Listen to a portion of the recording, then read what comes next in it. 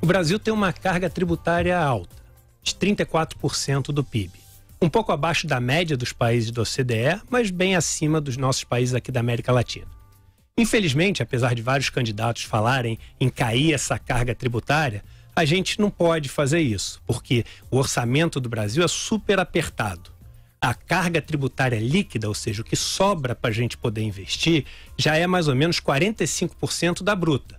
Porque a gente tem custos enormes de previdência, de assistência social, seguro-desemprego, saques de FGTS, subsídios.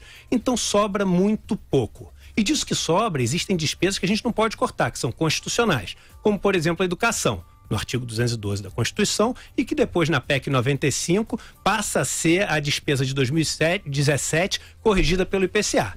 Então sobra muito pouco. Só que essa carga tributária no Brasil, ela é muito mal distribuída. É uma carga tributária que pesa quase que totalmente nos bens e serviços, mais de 50% sobre bens e serviços. E quem paga essa conta são o pobre e a classe média. A pessoa que ganha 2, 5, 10 mil reais. Enquanto os super ricos do Brasil pagam uma taxa média sobre a renda de 6,7%.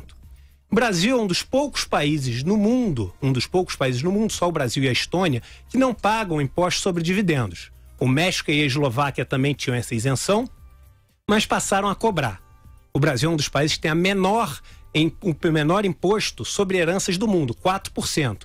Outros que não têm impostos, África do Sul, Índia, países que também vivem um caos de desigualdade. Nos outros países desenvolvidos, essa tarifa é de 40%.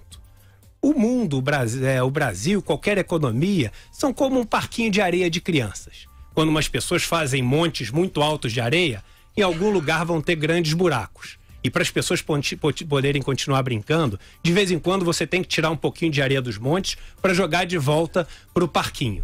Se você no Brasil tivesse uma carga tributária sobre bens e serviços igual ao dos países desenvolvidos, que é de mais ou menos 1/3 do total da carga tributária e não 50% como é do Brasil, voltaria para a classe média e para os pobres, para as pessoas que ganham ali até 10, 15 mil reais, cerca de 200 bilhões de reais por ano, que viriam dos ultramilionários, dos bilionários brasileiros. A gente está falando de mais ou menos 8 vezes do valor do Bolsa Família no Brasil.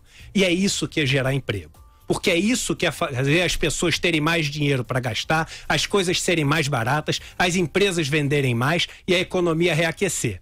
Só que os principais candidatos não falam nisso. E preferem proteger os grandes montes de areia. E o que me deixa mais triste é, às vezes, ver as pessoas que estão no buraco defendendo os montes.